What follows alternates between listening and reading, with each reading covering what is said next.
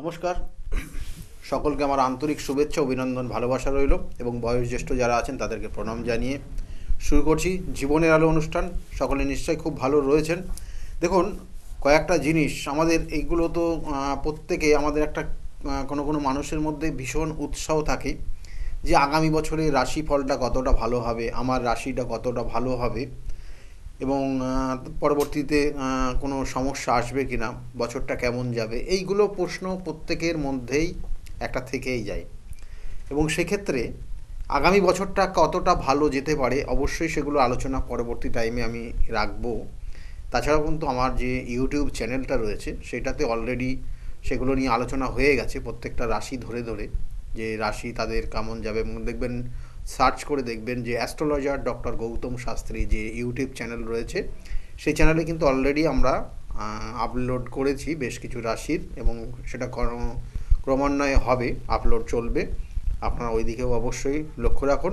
তাছাড়া বলবো, আজকে যে আলোচনা আমরা এখানে করব সেটা হচ্ছে আমাদের জন্মছকের কানেকশান অনুযায়ী রাহু কেতু একটা নির্দিষ্টভাবে ভীষণভাবে ফল দেয়, এবং এই রাহু কেতু কতটা খারাপ ফল আগামী বছরের জন্য দিতে পারে সেটা নিয়ে কিন্তু একটু বিস্তারিত আলোচনা আমরা করব। এবং এই বিস্তারিত আলোচনার মধ্যে বেশ কিছু কিন্তু থাকবে গুরুত্বপূর্ণ, এবং কিছু থাকবে কিছু করণ ক্রিয়া, যে করণ ক্রিয়ার মাধ্যমে আপনি 25 সালটাকে একটু ভালোর দিকে নিয়ে যেতে পারবেন। দেখুন, রাহু কেতু এরা সাধারণত একটা নির্দিষ্টভাবে 18 মাস থাকে, অর্থাৎ 1.5 বছর থাকে। 1.5 বছর এরা একটা কিন্তু নির্দিষ্ট অর্থাৎ একটা রাশিতে অবস্থান করে, এবং এই 1.5 বছর সময়কাল, কারণ এরা প্রত্যেকটা দুটো গ্রহই অর্থাৎ রাহু এবং কেতু একের কিন্তু একজন যেখানে থাকবে তার ঠিক 180 ডিগ্রি অ্যাঙ্গেলে কেতু অবস্থান করে, এবং রাহু কেতু কিন্তু একই জন।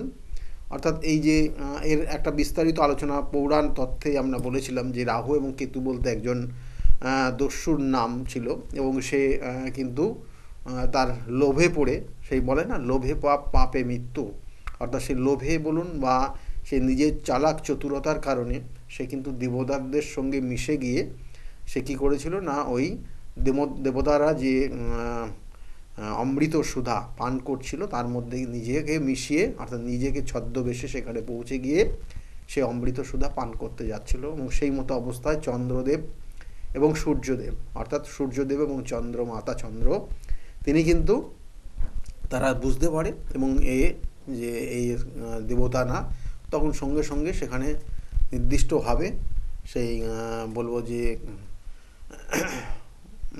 নির্দিষ্টভাবে যখন সেটা বলা হয়, অর্থাৎ বিষ্ণুকে যখন বলা হয় তখন বিষ্ণু তার নিজস্ব চক্র দিয়ে তাদের মুণ্ডুচ্ছেদ করে, এবং একটা মুণ্ডুটা হয়ে যায় রাহু, এবং কেতু হচ্ছে ধর।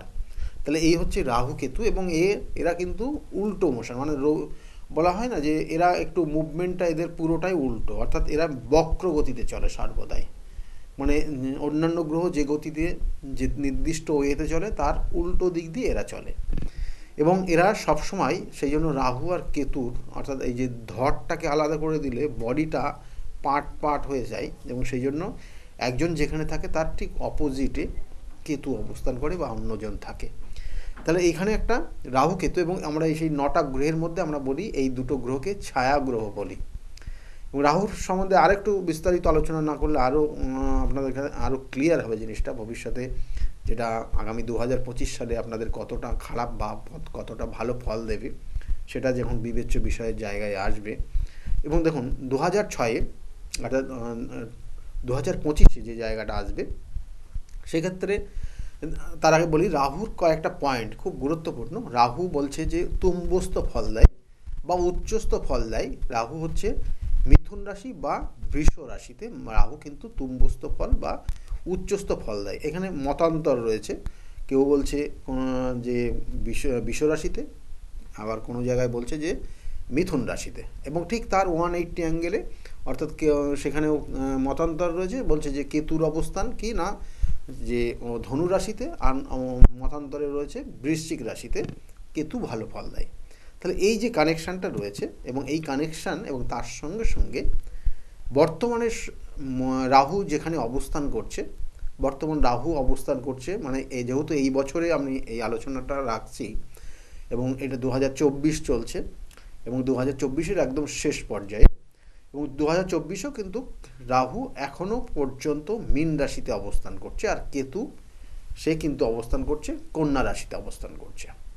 এবং সেটা ঠিক এই ট্রানজিট হবে আগামী 2025 সালের 19 কিন্তু মে মাস, 19 মেতে রাহু এবং কেতু তারা ট্রানজিট করে যাবে এবং তার প্রভাব আপনাদের জীবনে কিছু আসবে। অলরেডি সেই জায়গাগুলো আপনি দেখবেন যে কিছু কিছু দশা অন্তর্দশা যাদের চলছে, রাহু কেতুর দশা অন্তর্দশা বর্তমানে যাদের চলছে, তারা অলরেডি এফেক্ট পেতে শুরু করেছেন।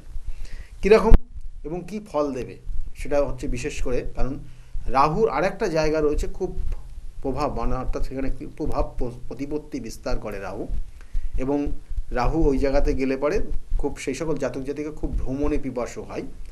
সেটা হচ্ছে রাহুর অবস্থান কুম্ভ রাশিতে। তাহলে সেই 25 সালের ওই মে মাসের 19 তারিখে সে কিন্তু কুম্ভ রাশিতে গিয়ে অবস্থান করবে এবং তার সঙ্গে সঙ্গে কন্যা রাশিতেও কিন্তু রাহু ভালো ফল দেয়। তো রাহুর নির্দিষ্ট যে ভাব দেখা যাচ্ছে যে কন্যা রাশি, কুম্ভ রাশি, মীন রাশি এবং মিথুন রাশি, এই 4টে রাশিতে রাহু নো ডাউট ভালো ফল দেয়। আর একটা রাশি হচ্ছে সেটাও ভালো ফল দেয়, সেটা হচ্ছে তুলা রাশি। অর্থাৎ এই তুলা রাশিতেও কিন্তু রাহু ভালো ফল দেয়। ক্রিয়েটিভিটি, অর্থাৎ একটা জাতক জাতিকার মানে তুলা রাশির যদি নির্দিষ্টভাবে নক্ষত্রগত কানেকশন পেয়ে যায়, তাহলে বলা হয় যে ওই জাতক জাতিকা মিডিয়া রিলেটেড জায়গায় ভীষণ উন্নত মান, কারণ রাহুর মধ্যে সেই ছদ্মবেশ ধারণ করে। আমি কিছুক্ষণ আগেই আপনাদেরকে বললাম যে সে কিন্তু ছদ্মবেশ ধারণ করে দেবতাদের রূপ নিয়ে সেখানে অবস্থান করেছে এবং সেখানে সেই অমৃত সুধা কিন্তু আরোহণ করতে যায়। রাহুর মধ্যে, রাহু যাদের খুব অ্যাক্টিভ জায়গায় রয়েছে, যাদের গ্রহগত কানেকশন যে সকল জাতক জাতিকাদের, তারা দেখবেন যে খুব কম সময়ের মধ্যে নিজেকে পরিবর্তন করে নেয়, অ্যাডজাস্ট করে চলে, সমস্ত পরিবেশের জায়গা থেকে সে নিজেকে অ্যাডজাস্ট করতে পারে। এবং যখন কোনো কর্মের প্রয়োজন হয়, বলছে যে এরা মানে ছদ্মবেশ ধারণ করার একটা প্রবণতা এদের মধ্যে তৈরি, অর্থাৎ মানে এই মাত্র একরকম সে তার অভিনয়ের জগতে ছিল, আবার সঙ্গে সঙ্গে তার অভিনয়টা পরিবর্তন করে ফেললো। অর্থাৎ এরা অভিনয়ের জগতেও কিন্তু খুব সুপারদর্শী হয়। এটা খুব ইম্পর্টেন্ট, কারণ একটা জাতক জাতিকা যে এইমাত্র একটা অভিনয় করলো, তারপরে সেই তার মেকআপ পরিবর্তন করে সে অন্য একটা অভিনয়ের মধ্যে চলে গেল, তাহলে রাহু এইগুলো তার মধ্যে স্থিতিশীলতা, অর্থাৎ এই জায়গাগুলো কিন্তু নিয়ে আসে। এবার রাহু দেখবেন অনেকের জাতক জাতিকাদের ক্ষেত্রে কি হচ্ছে, অনেকের ক্ষেত্রে চন্দ্রযুক্ত হয়ে আছে, অনেকের ক্ষেত্রে রাহু দেখা গেল রবিযুক্ত হয়ে আছে, অনেকের ক্ষেত্রে দেখবেন অনেক জায়গায় রাহু শনিযুক্ত হয়েছে, কারোর ক্ষেত্রে দেখা গেল রাহু কি না রাহুর সঙ্গে শুক্র কানেকশন হয়ে গেছে, এবং কখনো কখনো রাহুর ক্ষেত্রে বুধের কানেকশন। অর্থাৎ এই রাহু অন্য গ্রহের সঙ্গে, যার যে গ্রহগুলোর সঙ্গে থাকবে সেই গ্রহের ফলই দেয়।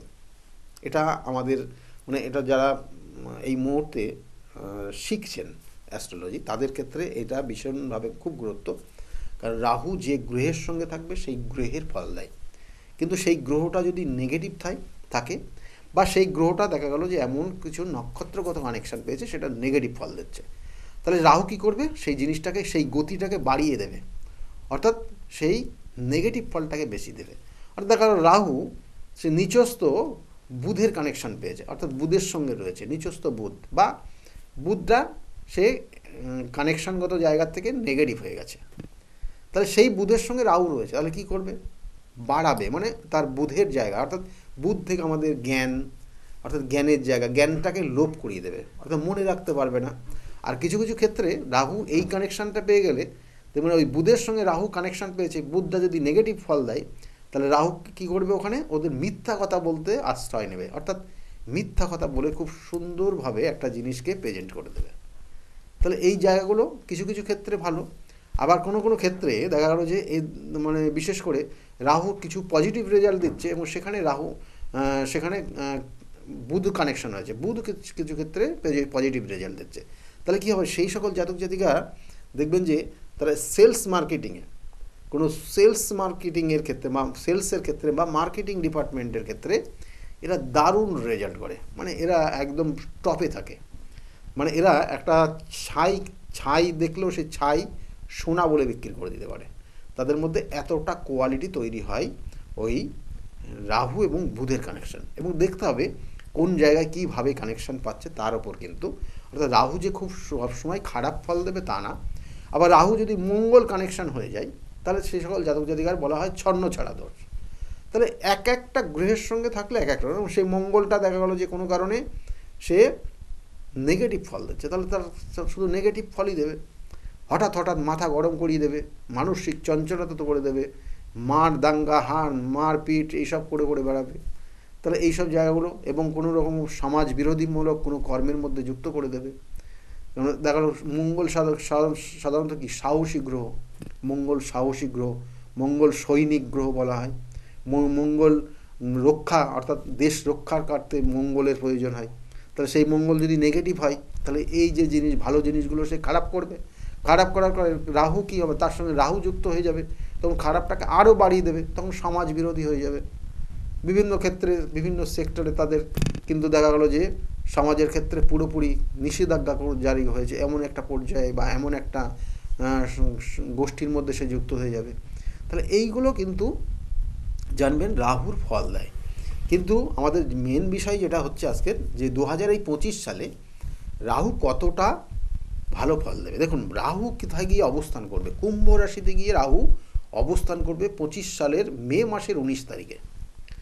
এই যে মে মাসের 19 তারিখে যখনই সে ওখানে অবস্থান করবে, তার প্রথম দৃষ্টি থাকবে তুলা রাশিতে, অর্থাৎ পঞ্চম দৃষ্টি দিয়ে রাখবে তুলা রাশিতে। খুব পাওয়ারফুল এটা। এবং সে বায়ু রাশিতে অবস্থান করে বায়ু রাশির পঞ্চমভাবে তুলা রাশিতে গিয়ে সে প্রথম পঞ্চম দৃষ্টি দেবে। তারপরে নবম দৃষ্টি, অর্থাৎ তারপরে থাকবে সপ্তম দৃষ্টি। আর কুম্ভ রাশির সাপেক্ষে সপ্তম দৃষ্টি কোথায় থাকবে না, কিন্তু সেখানে সিংহ রাশির ওপর সপ্তম দৃষ্টি দেবে। আর নবম দৃষ্টি গিয়ে দেবে সেই মিথুন রাশিতে, যেখানে রাহু ভালো ফল দেয়। তাহলে মিথুন রাশির ওপর রাহু ভালো ফল দেয়, তুলা রাশির ওপর রাহু ভালো ফল দেয়, প্লাস সেখানে কিন্তু কুম্ভ রাশির ওপরও কিন্তু ভালো ফল কিন্তু রাহু দেয়।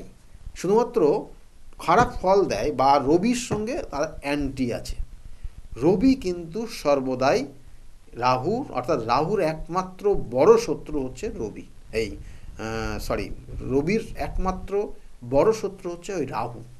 তাই রাহু দেখবেন যে আমাদের দিনের বেলায়, যখন আমি একদম প্র্যাকটিক্যালি জিনিসটা আপনাদের বোঝানোর চেষ্টা করছি, দেখবেন যে দিনের বেলায় যদি কোনো দিন আপনি সূর্যগ্রহণ দেখেন, তাহলে এক সময় হয়েছিল অনেক বছর আগে, তাহলে সেই সূর্যগ্রহণের সময় দিনের বেলা যদি দেখেন তাহলে দেখবেন যে হঠাৎ করে অন্ধকার হয়ে গেল। কারণ রবির অর্থাৎ সূর্যের আলোটা সে পৃথিবীর বুকে আসতে দেবে না, পুরোটা গ্রাস করে নেবে। বলা হয় যে গ্রাস করে নিচ্ছে রবি, সূর্যকে গ্রাস করে রাহু সেটা নিয়ে নিয়েছে। এবং গ্রাস করলে তো হবে না, অর্থাৎ সে তো গিলে নিল, কিন্তু তার তো গলা দিয়ে বেরিয়ে যাবে। সেই জন্য দেখবেন কিছুক্ষণ পরেও আবার সূর্য আবার কিন্তু উদিত হয়ে যায়। অর্থাৎ ওই ক্ষণিকের জন্য যে গ্রহণ তৈরি হলো, সেই গ্রহণের কারণে দেখবেন যে আপনার যে পরিবেশে যে জায়গায় রয়েছেন বা আপনার যে বাড়িতে রয়েছেন, একটা খুব সুন্দর লাইটের মধ্যে সেখানে অন্ধকার নেমে আসলো হঠাৎ করে। অর্থাৎ এই যে যাদের ক্ষেত্রে গ্রহণ দোষও আছে তাদের ক্ষেত্রেও কিন্তু এই জায়গাটা তৈরি হয়। দেখবেন যে গ্রহণ দোষ আপনার জীবনে হতাশার জায়গা নিয়ে আসছে। গ্রহণ দোষ আপনার মধ্যে প্রতিভা রয়েছে, আপনার মধ্যে রয়েছে আলোর জায়গা রয়েছে, উজ্জ্বলতম আপনার কিন্তু ভবিষ্যৎ, উজ্জ্বলতম আপনার ক্ষেত্রে আপনার প্রতিভা, কিন্তু সেই রাহু গিয়ে ওটাকে অন্ধকারাচ্ছন্ন করে রেখেছে। তাই সেটা গ্রহণ দোষ হয়ে গেছে। সেই জন্য অনেক জাতক জাতিকা দেখবেন যে তাদের এডুকেশন কোয়ালিফিকেশান নো ডাউট খুব ভালো, তাদের কেরিয়ার কিন্তু ডেভেলপ হচ্ছে না। যাদের গ্রহণ দোষ হয়ে আছে তাদের কেরিয়ারের জায়গাটা ফোকাস নিতে পারছে না। অর্থাৎ সেই জন্য বলা হচ্ছে তাদের প্রতিভা অনুযায়ী তাদেরকে সেগুলো কাজে লাগাতে পারছে না। তাহলে এই জায়গাগুলো তো হবে। এবং এই যে রাহুর যে ট্রানজিট হচ্ছে, তাতে একটা জিনিস দেখা যাচ্ছে, সিংহ রাশির যারা জাতক জাতিকা, কারণ সিংহ রাশির শনির ধায়াও প্রভাবও শুরু হবে 29 কিন্তু মার্চ মাস থেকে, 29 মার্চ 2025 থেকে সিংহ রাশির জাতক জাতিকাদের জেনে রাখুন শনির একটা ধায়ার প্রভাব শুরু হবে, কিন্তু এই শনির ধায়ার প্রভাব অতটা আপনার ক্ষেত্রে বিপজ্জনক না, কিন্তু তবুও বিপজ্জনক এক জায়গায় তৈরি হচ্ছে, যেখানে যেটা আপনার রাশির ওপর দৃষ্টি দিয়ে দেবে, সে হচ্ছে রাহু দৃষ্টি দেবে। তাহলে সেক্ষেত্রে আপনার ক্ষেত্রে একটা উন্নতির জায়গা থেকে একটু ড্যামেজ তৈরি করবে। আপনার মন মানসিকতার জায়গাটা একটু চঞ্চলতা করবে, রাত্রে ঘুম কম হয়ে যাবে, একটু ডিপ্রেশনের মধ্যে আপনি কিন্তু আস্তে আস্তে যাবেন। এবং কোনো কোনো ক্ষেত্রে দেখবেন হওয়া কাজে বাধা তৈরি হবে, যারা সিংহ রাশির জাতক জাতিকারা রয়েছেন। এবং এর সঙ্গে সঙ্গে দেখুন, আমি সব গ্রহ রাশিরকে আজকে বলতে পারবো না, আমি এটা কন্টিনিউ করব পরবর্তী টাইমে, পরবর্তীতে এপিসোডে অবশ্যই আলোচনা করার চেষ্টা করব যে আগামী দিনগুলো এই গ্রহটার পরিবর্তনে কি হবে, এই গ্রহটার ট্রানজিট কারণে আপনাদের কি কি হতে পারে। এমন আজকে যেমন শুধুমাত্র রাহুটা নিয়েই বলছি, এবং এই যে রবিকে অর্থাৎ রবির ওপর প্রভাব থাকার জন্য সিংহ রাশির একটু মানসিক উদ্বেগ, মানসিক চঞ্চলতা, কর্মের ক্ষেত্রে সমস্যা, এবং কোনো কোনো ক্ষেত্রে মান সম্মান হানি, বা কোনো কোনো ক্ষেত্রে অর্থ নষ্ট বা অর্থ ঋণ হিসাবে নেওয়া, এগুলো কিন্তু আপনার সিংহ রাশির জন্য করবে। সেক্ষেত্রে একটু সতর্ক থাকবেন। এবং এর সঙ্গে যারা কুম্ভ রাশি রয়েছে, কুম্ভ রাশি দেখুন শনির সাড়ে সাতির প্রভাব চলছে, শনির সাড়ে সাতির দ্বিতীয় স্টেজে শুরু হবে, অর্থাৎ আগামী 2025 সালের কিন্তু মার্চ মাসের 29 তারিখ থেকে শনি ট্রানজিট করে মীন রাশিতে গিয়ে অবস্থান করবে, এবং আপনার ক্ষেত্রে শেষ অর্থাৎ লাস্ট শনি ধায়া অর্থাৎ শনির যে সাড়ে সাতি সেটার প্রভাব চলবে, এবং তারপরে গিয়ে মে মাসের 19 তারিখে সে রাহু প্রবেশ করবে ওই আপনার রাশিতে। তাহলে এখানে একটা কানেকশান পাবে, এবং সেই কানেকশানটাতে কী হবে না, একটু মানসিক উদ্বেগ তৈরি হবে, এবং অনেক হওয়া কাজে বাধা তৈরি হবে। যারা কুম্ভ রাশির জাতক জাতিকারা রয়েছেন শুনছেন, তাদের ক্ষেত্রে খুব গুরুত্ব, হওয়া কাজে কিছু কিছু ক্ষেত্রে বাধা তৈরি হবে, কিছু অর্থ খরচ হয়ে যাবে, অর্থ নষ্ট হয়ে যেতে পারে, সেই জায়গাটা একটা রয়েছে। এবং তার সঙ্গে সঙ্গে কুম্ভ রাশির যারা জাতক জাতিকারা, তাদের মায়ের শরীর স্বাস্থ্যের দিকে লক্ষ্য রাখবেন, মায়ের শারীরিক সমস্যা কিছু আসতে পারে, সেক্ষেত্রে সতর্ক থাকবেন।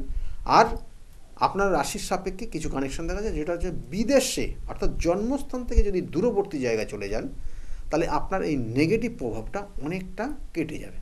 দেখবেন অনেকে কুম্ভ রাশির জাতক জাতিকা রয়েছেন, অনেকেই কিন্তু বাইরে থাকেন, আমার দেখেছি অনেকে বাইরে থাকেন, তাই জন্মস্থানের থেকে যদি আপনি দূরে থাকতে পারেন, তাতে কিন্তু আপনার 2025 সাল নো ডাউট খুব ভালো ফল দেবে, এটার ইঙ্গিত রয়েছে। এবং এর সঙ্গে সঙ্গে যারা বিশেষ করে যে দেখবেন, কারণ এখানে শনির সাড়ে সাতির একটা প্রভাব রয়েছে, তারপরে রাশিতে অবস্থান করছে কিন্তু রাহু, এবং এই যে ফল, এই ফল অনুযায়ী আপনার ক্ষেত্রে একটু মানসিক উদ্বেগ চিন্তার একটা বিষয় রয়েছে, আর খুব কাছের মানুষ সে দূরে সরে যেতে পারে, এটা কুম্ভ রাশির জন্য কিন্তু রয়েছে কয়েকটা জিনিস। এবং কর্মের ক্ষেত্রে বলবো, কর্মের ক্ষেত্রে কিছু, আর যারা শেয়ার মার্কেটে ইনভেস্ট করছেন তাদের ক্ষেত্রে কিন্তু এই সময়টা খুব সতর্ক থাকবেন। 2025 সাল 2025 শেয়ার মার্কেটে যারা ইনভেস্ট করছেন খুব কেয়ারফুলি, কারণ এই রাশির অর্থাৎ এই কিন্তু রাহুর আরেকটা দৃষ্টি, সেটা কিন্তু দ্বাদশ দৃষ্টি যেটাকে বলা হয়, সেই দ্বাদশ দৃষ্টিও কিন্তু মীন রাশির ওপরও থাকবে। তাই কুম্ভ রাশি এবং মীন রাশির যারা জাতক জাতিকারা রয়েছেন তাদের ক্ষেত্রে বলবো যে খুব কেয়ারফুলি চলবেন অর্থ ইনভেস্ট করার ক্ষেত্রে। আর যদি আপনারা শেয়ার মার্কেটে কোনো ইনভেস্ট করতে চান, তাহলে খুব সতর্ক হবেন, না তো এই সময় দেখবেন আপনাদের যে ট্রানজ্যাকশানটা করবেন, খুব ট্রানজ্যাকশানটা আপস অ্যান্ড ডাউন হচ্ছে বেশি, এবং কখনো কখনো লস রান করে যেতে পারে, এবং লস যদি হয় একদম পুরো সর্বস্ব আপনাকে নিয়ে নিতে পারে, এরকম জায়গা কিন্তু বিশেষ করে রয়েছে কুম্ভ রাশি এবং মীন রাশি, খুব সতর্ক থাকবেন। আর মীন রাশির একটা জায়গা, যেমন মীন রাশির দ্বাদশ দৃষ্টি রয়েছে মীন রাশির ওপর একটা রাহুর পড়বে, কারণ এখন আমরা আলোচনা করছি তখন কিন্তু মীন রাশিতেই কিন্তু রাহু রয়েছে, কিন্তু এই রাহু ট্রানজিট করছে আমি বলছিলাম 17 অর্থাৎ 19শে মে, তাহলে সেখানে কিন্তু দ্বাদশ দৃষ্টি ওই মীন রাশির ওপর থাকবে। সেই জন্য মানসিক উদ্বেগ তো অবশ্যই থাকবে, আপনার ক্ষেত্রে অর্থ নিয়ে ভীষণ ভীষণ কষ্ট থাকবেন, আর্থিক জায়গার কষ্ট আপনি পাবেন, কোনো কোনো ক্ষেত্রে ঋণ হিসাবে আপনার কোনো জায়গার থেকে নিতে হতে পারে, এবং সেক্ষেত্রে ঋণ নিলেও কিন্তু সতর্ক থাকবেন সেই ঋণ পরিশোধ করতে পারবেন কিনা, পরিশোধ করার ক্ষেত্রেও কিন্তু খুব কষ্টদায়ক পরিস্থিতি তৈরি হবে। আর যারা অর্থ ঋণ হিসাবে কাউকে দেন সেটা পুরোপুরি বন্ধ রাখবেন 2 বছর, পুরোপুরি 2 বছর, অর্থাৎ ডিসেম্বর অর্থাৎ 2026 সালের ডিসেম্বর পর্যন্ত কাউকে কোনো ঋণ দেবেন না, কাউকে কিছু ধার দেনা করবেন না, নিজেও করবেন না, কাউকে দেবেনও না। তাতে কিন্তু সমস্যায় পড়বেন যারা মীন রাশির জাতক জাতিকা। আর কুম্ভ রাশি অর্থাৎ বলা হচ্ছে যে রাহুর যে আরেকটা দৃষ্টি রয়েছে, নবম দৃষ্টি, সেই নবম দৃষ্টিটা পড়ছে, নবম দৃষ্টি কিন্তু পড়বে সেটা হচ্ছে মিথুন রাশিতে। তাহলে মিথুন রাশিতে নবম দৃষ্টি পড়বে, তাহলে এক্ষেত্রে কিন্তু আপনার, কারণ নবম দৃষ্টির নেটাল চার্ট অনুযায়ী 3rd হাউসের কানেকশন, সেই জন্য যারা বিশেষ করে এই বছরটা অর্থাৎ 2025-26 দেখবেন যে যারা বিশেষ করে ট্যুর ট্রাভেলস রিলেটেড, সে কোনো বিজনেস করছেন বা কোনো প্রোগ্রাম করছেন, এই জায়গাটা ভীষণভাবে ডেভেলপ হবে, উন্নতি হবে। ট্যুর এবং ট্রাভেলসের বিজনেসের ক্ষেত্রে দেখবেন ওভারঅল খুব ভালো জায়গা তৈরি হচ্ছে, এবং অনেকের ক্ষেত্রে বেশ কিছু যোগাযোগও তৈরি হবে। অর্থাৎ যারা মিথুন রাশির জাতক জাতিকারা রয়েছেন, মানসিক একটু চঞ্চলতা থাকবে ঠিকই, পড়াশোনার প্রতি একটু মনোযোগ, যারা পড়াশোনার মধ্যে রয়েছে পড়াশোনার প্রতি মনোযোগ একটু কমে যাবে। আর মিথুন রাশি এমনিতেই সিদ্ধান্ত সঠিকভাবে নিতে পারে না, সেই জায়গাটা আরও বেড়ে যাবে, মানে সিদ্ধান্ত নেওয়ার ক্ষেত্রে ভুল সিদ্ধান্ত নিয়ে দিতে পারে, সেক্ষেত্রে সতর্ক থাকবেন। আর একটা পজিটিভ জায়গা রয়েছে, ভ্রমণ কিন্তু আপনি এই 2 বছর খুব বেশি করে করতে পারবেন, এটার একটা কানেকশান রয়েছে। আর একটা কানেকশান রয়েছে, কোনো ভাই বা বোনের, আপনার খুব নিকট, আপনার ভাই বা বোনের কোনো উন্নতি হতে পারে হঠাৎ করে, সেটার কিন্তু একটা জায়গা রয়েছে যারা মিথুন রাশির জাতক জাতিকা রয়েছেন।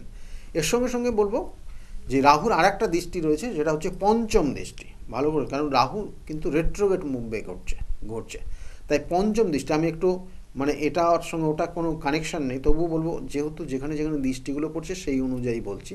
রাহুর পঞ্চম দৃষ্টি পড়বে অ্যাকচুয়ালি তুলা রাশির ওপর, এবং এটা বায়ু রাশি জানেন, এবং তুলা রাশির জাতক জাতিকারা ভ্রমণে কিন্তু উৎসাহী হয়, খুব ভ্রমণ করতে পছন্দ করে, খুব মানুষের সঙ্গে মিশতে পছন্দ করে, এবং এরা একটু নিজেকে খুব বলবো একটু চঞ্চলতার মধ্যে রাখার চেষ্টা করে।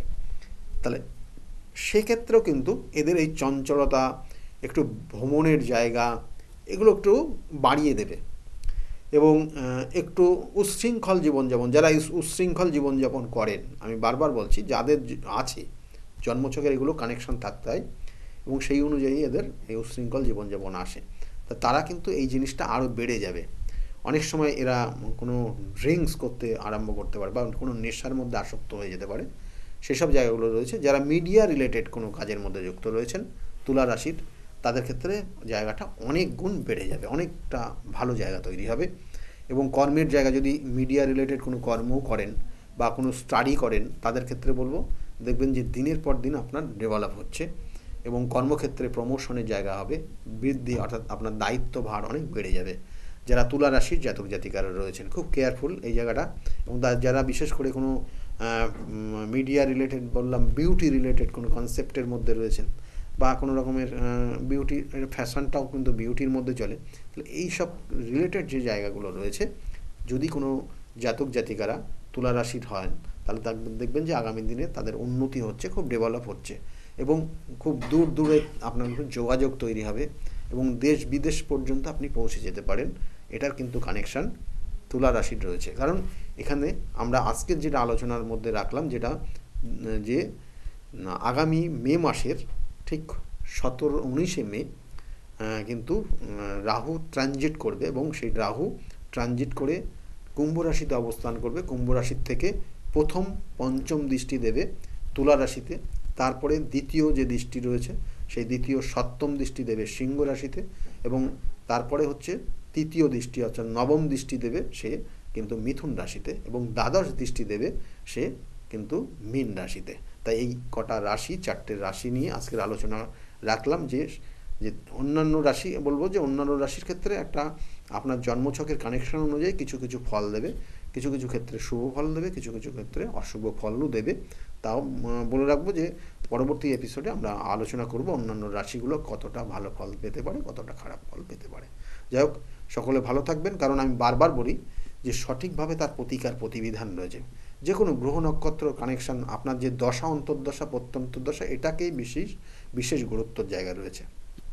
দশা অন্তর্দশা প্রত্যন্তর্দশা যদি আপনার ক্ষেত্রে যে সঠিক না হয় বা আপনার ক্ষেত্রে দেখা গেলো যে পুরো নেগেটিভ ফল দিচ্ছে, তাহলে জানবেন যে এর প্রভাবে আরও ফল নেগেটিভ হয়ে যাবে।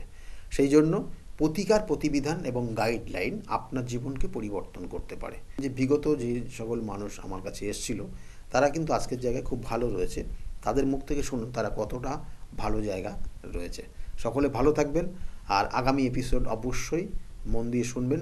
অন্যান্য কিন্তু যারা রাশি রয়েছেন বা অন্যান্য গ্রহগত কানেকশন অনুযায়ী কতটা ফল 2025 দেবে সেটাও নিয়েও আলোচনা থাকবে, বা শুনতে থাকুন। নমস্কার। ডক্টর গৌতম শাস্ত্রী আর 5 জন অ্যাস্ট্রোলজারের থেকে কেন তিনি আলাদা? স্বাভাবিকভাবে আপনাদের মনে এই প্রশ্ন আসতেই পারে। দূর দূরান্ত থেকে নানান সমস্যায় জর্জরিত মানুষ ছুটে আসে তার কাছে। গ্রহদোষ হোক কিংবা কাল সর্পদোষ, অথবা ধরুন মাঙ্গলিক দোষ কিংবা অন্য যে কোনো সমস্যা, তারা জানেন সব সমস্যা স্থায়ী সমাধানে এক এবং অদ্বিতীয় ডক্টর গৌতম শাস্ত্রী। চলুন আজ আপনাদের সাথে পরিচয় করিয়ে দিই এমন কিছু মানুষের এবং শুনে নিই তাদের কথা। আমি সোমনাথ মজুমদার, কল্যাণীতে থাকি। আমি গৌতম বাবুর কাছে দীর্ঘদিন ধরে আসি। ওনার ব্যবহার, ওনার কার্যকলাপ আমার জীবনের জন্য যথেষ্ট প্রভাব বিস্তার করেছে। বিশ্বাস করি, ভরসা করি এবং ভবিষ্যতে ওনার মত অনুযায়ী চলতে পারবো বলে। আপনার নাম? আমার নাম ছায়া গুপ্তা। কোথা থেকে আসেন? আমি ভদ্রেশ্বর থেকে এসেছি। এখানে এসে কোনো উপকার পেয়েছেন? প্রচুর উপকার পেয়েছি। আমার যে কোনো সমস্যা ছিল, সমস্যার সমাধান হয়েছে, এবং আমি ছাড়া আদার্স অন্য কারোকে নিয়ে এসেছি, তারাও উপকার পেয়েছেন বা পাচ্ছেন। আগামীকালও যারা আসবেন তারাও উপকার পাবেন। আপনাদেরকে অনুরোধ করছি, যার যে কোনো সমস্যা আছে এসে গৌতম শাস্ত্রীর সঙ্গে যোগাযোগ করুন। আপনার নাম? আমার নাম সুচিত্রা দাস, আমি পায়রাডাঙ্গা থেকে এসেছি। এখানে কিভাবে এলেন? এখানে একজন আমাকে খবর দিয়েছিল, আমার সঙ্গে চেনা পরিচিত, সে এসেছিলেন। তা আমাকে বললো যাও, ইনি এখানে গেলে কাজ হবে। তার সূত্র ধরেই আসা এখানে। উপকার পেয়েছেন? হ্যাঁ, আমি এসেছি আমার 2 ছেলের জন্য, আমার নিজের জন্য আছি, ভালো আছি। তার মানে আপনি যার রেফারেন্সে এসেছেন তিনি প্লাস আপনি, আপনারা সবাই উপকৃত হয়েছেন, তাই তো? হ্যাঁ, উপকৃত আছি। আপনার নাম? কোথা থেকে এসেছেন? শিবানী কর্মকার। আমি এই দমদম অঞ্চল থেকে এসেছি, মানে বাঙুর থেকে এসেছি। এখানে কিভাবে জানতে পারলেন? আমি ফেসবুকের মাধ্যমে জানতে পেরেছি ডক্টর গৌতম শাস্ত্রীর কথা। উনি হাতিবাগানেও বসেন, সেখানেই আমি গিয়ে যোগাযোগ করেছি আর কি। যোগাযোগ করার পর আমি ওনার বাড়ি কাঁচরাপাড়ায় এসেছি ওই রটন্তী কালী পুজোর উপলক্ষে পুজো পাঠে যোগদান করার জন্য। আমার এসে বেশ ভালো লেগেছে। ওনার এখানে সবাই কি বলবো, ভক্তি সহকারে মানে নিজের ওনার উনি যা বলেন মোটামুটি ভালোই উপকার হয় মানুষের। শুনেই আমি এসেছি। আমিও প্রথম এলাম, এসে দেখছি চারিদিকে জনসমুদ্র, থেকে খুব ভালো লাগছে। আশা করি আমি যে উদ্দেশ্য নিয়ে এসেছি সেটা নিশ্চয়ই কার্যকরী হবে, এই আশা রাখি আর কি ডক্টর গৌতম শাস্ত্রীর কাছে। নমস্কার, আমি শর্মিষ্ঠা। আমি দীর্ঘ 5 বছর ধরে গৌতমদার কাছে আসি।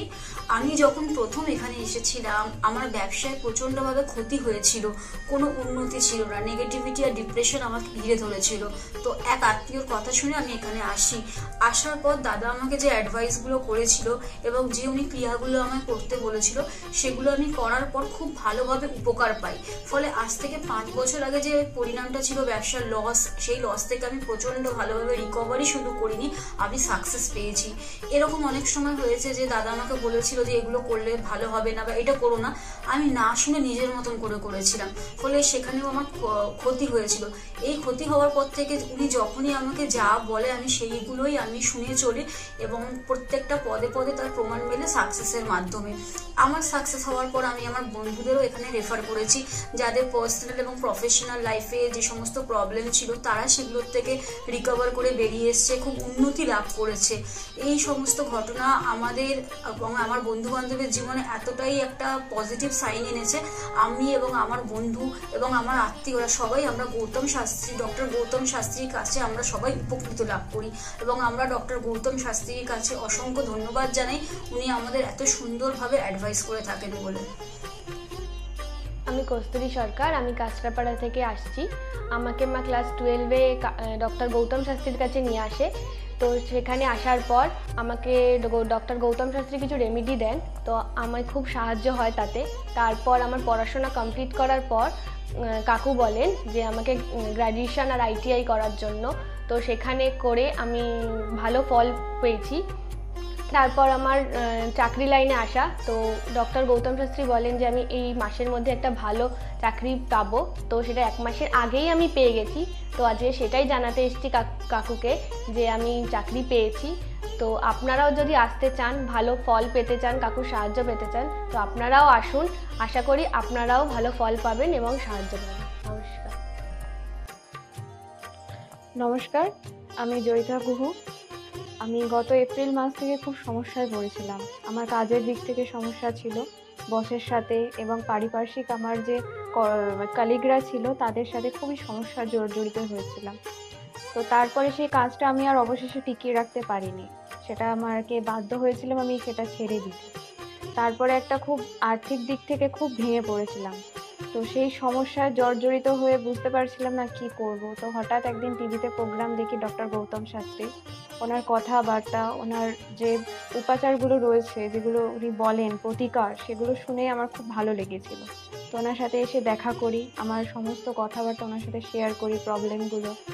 তারপর উনি আমাকে দেখে আমাকে কিছু বলেন আমার ব্যাপারে, তো সেগুলো একদম হুবহু মিলে যায়। তো তারপরে উনি আমাকে রেমেডি সাজেস্ট করেন, তো আমি সেই রেমেডিটা নিই, আমি ধারণ করেছি।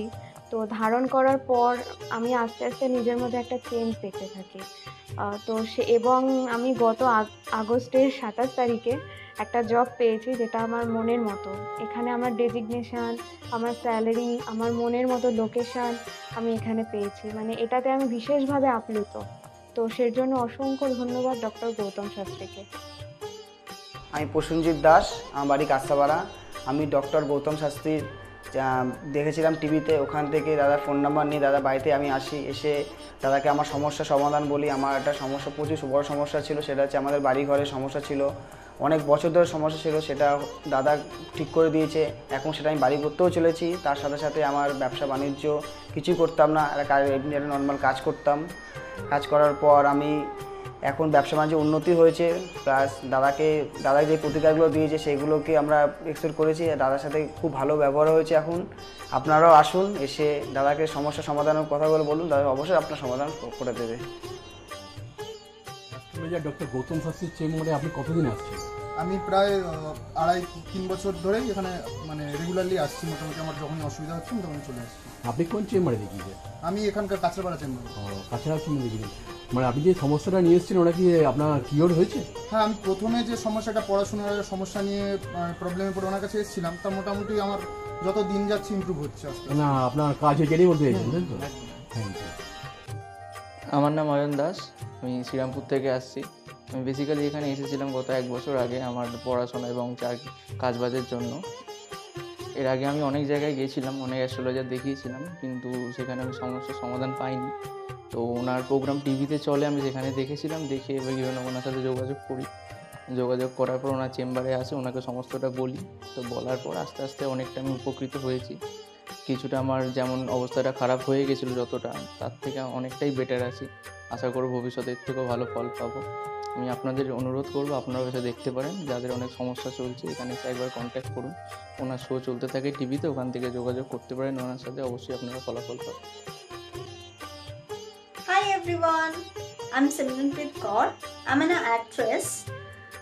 2018 আমার তার আগে আমার খুব খারাপ সময় যাচ্ছিল। আমার স্টাডি লাইফ, আমার career life, really it's very bad in that situation, in that time. But যখন আমি 2028-এর মাঝামাঝিতে আমার মম আমাকে ডক্টর গৌতম শাস্ত্রীর কাছে নিয়ে আসে। আঙ্কেলের সাথে যখন আমি কথা বলি, আঙ্কেল যখন আমার প্রবলেমগুলো শোনে, যেরকম করে গাইড করে তেমনি আমি চলি, তারপরে ধীরে ধীরে আমার প্রবলেমগুলো ম্যাক্সিমাম 90% জাস্ট আমি বিলিভ করতে পারিনি যেটা সত্যি হবে। রেজাল্টটা খুবই ভালো ছিল, আর এরকম রেজাল্ট হবে আমি জানতাম না। এখন আমি একটা ভালো আমার ক্যারিয়ার চলছে। আমার স্টাডি লাইফের মধ্যে অনেক প্রবলেম ছিল, অনেক প্রবলেমস। আমার ফ্যামিলি লাইফেও খুব প্রবলেম ছিল, সব প্রবলেম মানে গায়েব হয়ে গেছে। আগে যেরকম ডিপ্রেশনে ছিলাম, খুব ডিপ্রেশনে থাকতাম, খুব মানে একটা খারাপ একটা সিচুয়েশন ছিল। বাট এখন 3-4 মাসের মধ্যে মানে জাস্ট তখন আমি ভাবতে পারিনি। তারপরে আমি তো প্রথম যখন আসি তখন আমি একদম বিলিভ করি না যে এগুলো কি হয় বা কিছু। আমি মাকে বলি দেখাবো না, এই ওই অনেক কিছু বলি। কিন্তু যখন দেখানোর পর যখন আমি 1-2 মাসের মধ্যে যখন ধীরে ধীরে একটুখানি ভালো হতে পারি, আমার লাইফে যখন একটু একটু করে ভালো হচ্ছিল, তখন আমি ফিল করলাম যে না, সত্যি ভালো হচ্ছে ওনার গাইডে। আর তার 3-4 মাসের পরে একদম আমি রেজাল্টটা দেখতে পারছিলাম, ফিল করতে পারছিলাম মানে ন্যাচারালি। আর আমার এখন 2021 চলছে, এখন আমি আঙ্কেলের কাছে আসি। আর আশা করি যে আমি যতদিন আমি বাঁচবো ততদিন আমি আঙ্কেলের কাছে আসতে থাকবো, আঙ্কেলকেই দেখাবো। আর আপনারা যদি চান যে আপনাদের লাইফের প্রবলেমগুলো সলভ হোক, 100% সলভ হবে, গ্যারেন্টি। আপনারা আসুন, আঙ্কেলকে দেখান, আর আপনাদের আর আঙ্কেল যেরকম গাইড দেবে তেমনি যদি আপনি চলবেন তাহলে একদম সঠিক হয়ে যাবে, একদম সাকসেস পাবেন আপনি দেখতে পারবেন। Thank you, bye. শুনলেন তো, এনাদের প্রত্যেকের আশা, ভরসা এবং বিশ্বাসের একটাই নাম, ডক্টর গৌতম শাস্ত্রী, যার সম্পর্কে আমরা এত কিছু শুনলাম। চলুন এবার দেখে নিই তিনি কি বলছেন। আজকের যে ফিডব্যাক আপনারা পাচ্ছেন, এগুলো কিন্তু আমার সবটাই আমার গুরুদেবের আশীর্বাদ। কারণ গুরুদেব আমাদেরকে একটাই জিনিসই বলেছিলেন যে যেভাবেই হোক মানুষকে উপকার করলে তোমার কিন্তু আগামী দিনে দেখবে তোমার মানুষ কিন্তু তোমার পাশে এসে দাঁড়াবে।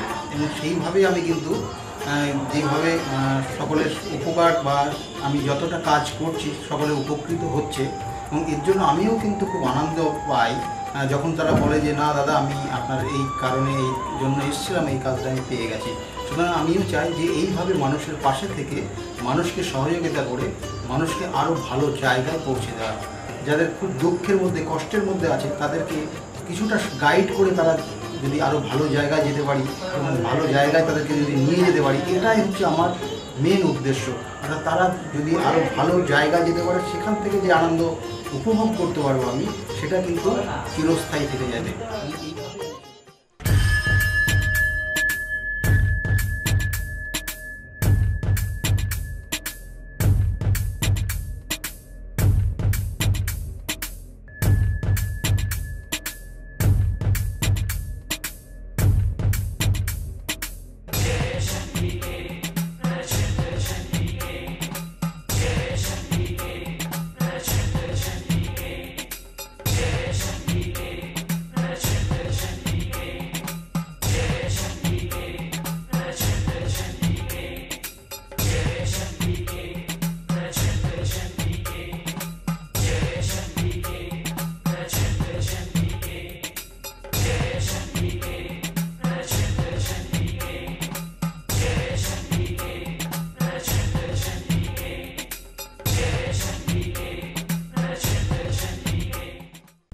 দেরি কেন?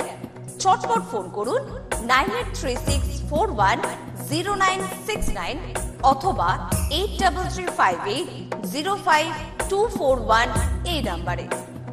শুধুমাত্র একটি ফোন যা পাল্টে দিতে পারে আপনার গোটা জীবন। জ্যোতিষবিদ, বাস্তুবিদ, হস্তরেখা বিশারদ ও spiritual guide doctor Gautam Shastri, এক এবং অদ্বিতীয়।